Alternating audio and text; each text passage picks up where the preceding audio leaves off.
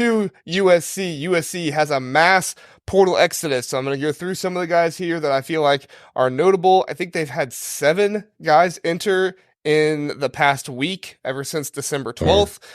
So that's kind of a lot to be entering at one time.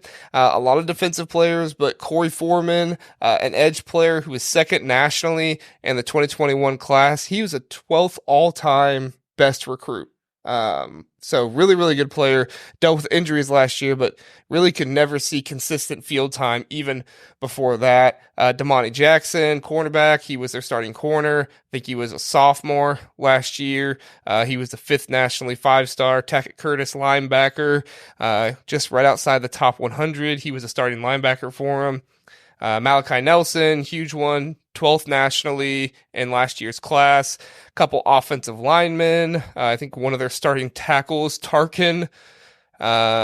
Raleek Brown, he was a highly rated running back recruit, never really did anything for USC, almost turned into a wide receiver, but I don't think he had quite the chops to do that. And then big name, Mario Williams. Mario Williams is in the portal. He wasn't exactly the biggest recruit ever, but he's definitely turned into a very good receiver now. So, definitely a mass portal exodus for the Trojans. Zach, I want to get your take on it. How worried should USC fans be of losing all these defensive players and a very highly rated young QB? Just a clarification. We're sure that the defensive players didn't go into the transfer portal before the season, because it sure seemed like that with the way they played defense. So, sorry, I just had to. Good one. They should be extremely worried, extremely worried. Momentum's completely gone. The college football nerds, they're a great follow on Twitter, but they made the point that Lincoln Riley came in with all this pomp and circumstance. He brought his quarterback over from Oklahoma, and there was a lot of hype. They lost the Pac-12 championship in 2022, and they're 7-5 in 2023. They've been terrible, quite honestly. And you're losing the core of your foundation to the portal, and you have no quarterback to save you now, right? Like Malachi Nelson he's in the portal. I don't know if you have any defenders left. Like, quite honestly, I don't know who's on their defense. And now you've got to go into a conference where you have a tough schedule and teams that actually play defense. Mm-hmm. And their non-conference is not forgiving. It's LSU and Notre Dame. Yeah. Are we sure they make a bowl game next year? Yeah, it's definitely a tough situation. Lincoln Riley, not Alex Grinch. Lincoln Riley is definitely gonna have to pull, something out of his rabbit hat in this one. I do like the defensive coordinator hire that they made. They brought in the UCLA guy, I forget what his name is, but he had a very good defense this last year. The year before that, he was good as well. So, I think he was a very good hire for them. But still, a coach is only as good as his players. And when you're losing some top-rated 5-stars like this that you would really have leading the defense, that's concerning to me if I'm a USC fan. Alec, what are some of your thoughts? Yeah, I saw some things that maybe the new DC was cleaning house a little bit. Obviously, these are a lot of highly rated guys, so to kind of clearing those guys out, maybe it was some off the field stuff that would lead them to that decision if that was the case. But I do think it is alarming to see that many high quality recruits on the side of the ball that you do struggle on leave.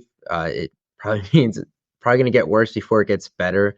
Obviously, USC has a lot of NIL they could probably work with to patch this up quickly through the portal if they really wanted to, which I'm sure they will try to do. But yeah, I do think next year's probably going to be tough sledding with them. I'm not really sure how Will Howard fits with Lincoln Riley as the new quarterback there. I thought that was a little bit of a weird one, but Kansas, the middle of Kansas and LA, same thing, I guess, too. So that was just that is one of the starkest differences I've ever seen for a transfer. Right. Pretty good one.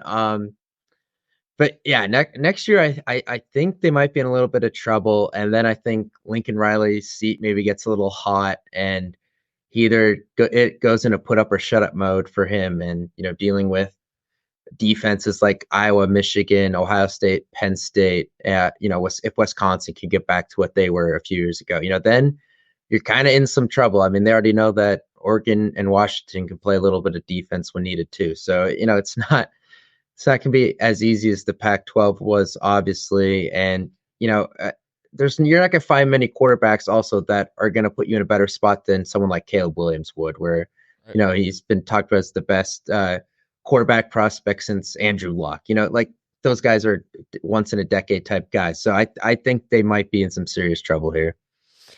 Yeah, and I'm glad you brought up the fact that, Lincoln Riley might be in a little bit of trouble, because I tweeted out that I heard from somebody that the boosters at USC are really cracking down on Lincoln Riley, saying, look, we don't want another 7-5 season. We don't want to be questionable with bowl eligibility. That's not what USC is, and quite frankly, the other thing I heard them say is that's not what we're paying you for.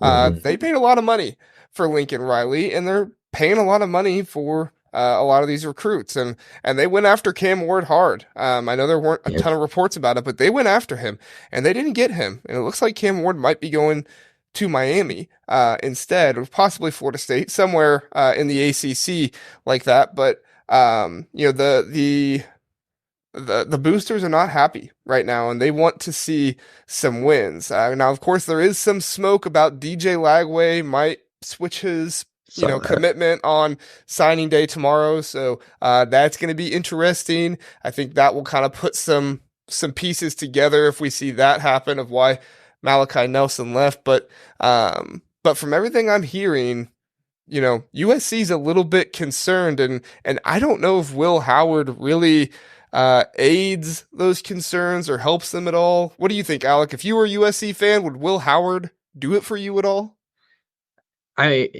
Coming from Caleb Williams, I don't think that moves the needle at all. It might be a safe, he's a veteran guy. He's not a bad player at all. He might be a safer bet to get you, 8 or 9 wins. But I don't think he's that dynamic guy that's going to break you through to the playoff when you couldn't do it with Caleb Williams. I think maybe he's a better alternative to a true freshman, coming in there and trying to start with this team. But I don't think he's also the game breaker. I think he's somewhere in the middle that keep you afloat, but it's not going to take you anywhere. I'm right there with you, Zach. What do you think about Will Howard? I just think of the schedule, and I'm like, what Caleb Williams was able to do was mask a lot of deficiencies because of his just insane play. And granted, he had a couple of really bad games. The Notre Dame game comes to mind. But I mean, you just the schedule, they go to Michigan. They get Wisconsin at home, but it's year 2 of Coach Fickell. They host Penn State, but I think Andy Kotelnicki is going to get that offense humming. I think that's a tough game. I think Penn State might be the favorite. A lot has to happen going into 2024, but I think Penn State really could be the favorite of the conference. They go to Washington. They lose a lot. They get Nebraska at home, not a cakewalk. At Maryland, the way they've been recruiting might be tougher than you might think. UCLA, who just beat them by 18. And then you've got LSU and Notre Dame. That's your schedule.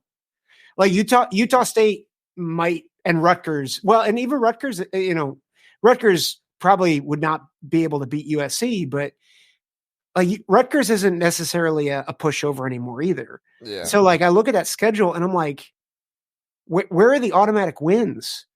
Well, let's go through it really fast. LSU, obviously not an automatic win. Utah State, automatic win? Most likely, yeah. Sure. At Michigan? No. Wisconsin? No. Not automatic, no. At Minnesota?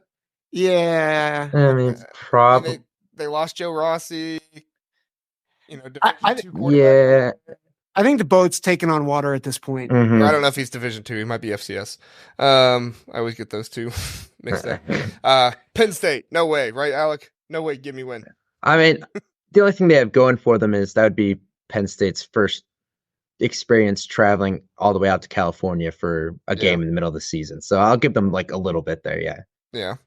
But hey, they might be all for it. I'm there for a Los Angeles trip.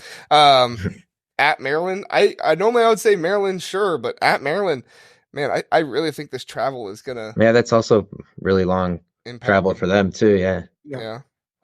Rutgers, I feel like is, and I'm not trying to disrespect Rutgers, but Rutgers has to travel pretty far over to Los Angeles for that one. And, I don't know. But Rutgers, they also have a really good offensive line, so they can really take it to them. I think they'll make them work for it, though. That would be a physical game. You know, that Rutgers' problems is more skill position type stuff than trenches. So right, and then they finally get an off week after the Utah State game. They get an off week after at Washington. It's after this at Washington. I mean, it's a long time without an off week. And then Nebraska, I don't think that's a for sure. At UCLA, I don't think that's a for sure. And then Notre Dame to end the year. So, what, 2 on there? Yeah, we agreed on like 2 locks. Yeah. Yeah. 2 between Utah State, Minnesota, and Rutgers. I think we could say maybe 2. So 2 or 3. Yeah. So. Listen to the Big Ten Huddle. Please do like and subscribe. We appreciate that. If this was your first time listening, we are the Big Ten Huddle. We cover all things Big Ten football and basketball. We have a long episode every Sunday, Tuesday, and Wednesday night, all at 9 o'clock. So come in, check us out, get in the chat, let us know what you're thinking. We would love to have you join us and learn more about the Big Ten.